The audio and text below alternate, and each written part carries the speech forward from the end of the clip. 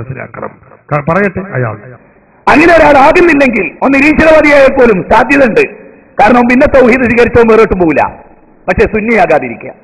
കാരണം നിരീശ്വരവാദിയായ കാഫറിന്റെ ശിക്ഷയുള്ളൂ, മുശ്രിക്കിന്റെ ശിക്ഷയല്ല. മുശ്രിക്കിന്റെയും കാഫറിന്റെയും കൂടെ ശിക്ഷ ഒരേ സമയം അനുഭവിക്കുക സുന്നിയായാൽ. കണ്ടുകൾ രണ്ടും കൂടി അനുഭവിക്കാനുള്ള ഗുണമാണ് സുന്നിയായാൽ കിട്ടുക. മുശ്രിക്കിന്റെയും കാഫറിന്റെയും കൂടി ശിക്ഷയാണ് സുന്നിയായാൽ കിട്ടുക. നിരീശ്വരവാദിയായാൽ അത്ര കിട്ടൂല. അതുകൊണ്ട് നിങ്ങൾ നിരീശ്വരവാദി ആയിക്കോളി, അതിന് സാധ്യത ഉണ്ട്. പക്ഷേ എന്താകാൻ പറ്റൂല, സുന്നിയാവാൻ പറ്റൂല. ഇതാ മുജാഹിദ് മതം. ഈ മതത്തിൽ വിശ്വസിക്കണം എന്ന് ആഗ്രഹമുള്ളവരുണ്ടോ? അവർക്ക് മുജാഹിദാവാം, ഖാദിയാനിയാവാം. അവർക്ക് അങ്ങനെ ജീവിച്ച് ചരമഗീതം എഴുതപ്പെടാൻ ഒരു കുഴപ്പമില്ല. ഇതാണ് മുജാഹിദ് പ്രസ്ഥാനം, നിങ്ങൾ മനസ്സിലാക്കണം. പക്ഷെ അങ്ങനെയൊക്കെ ആണെങ്കിലും ഇത് പറഞ്ഞ ഈ മനുഷ്യനെ കൊണ്ട് അല്ലാഹു തആല തന്നെ പറയിപ്പിച്ചു. എന്ത്? നബി സല്ലല്ലാഹു അലൈഹി വസല്ലമ തങ്ങള് സുന്നിയായിരുന്നു. എങ്ങനെയുണ്ട്?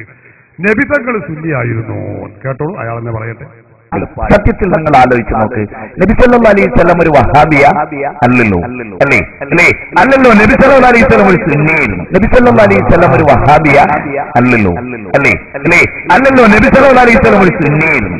അല്ലല്ലോ. നബി സല്ലല്ലാഹു അലൈഹി വസല്ലം ഒരു സുന്നിയായിരുന്നു. ഞാൻ അഭിപ്രായക്കാരനാണ്. ഞങ്ങൾ എല്ലാവരും അഭിപ്രായക്കാരാണ്.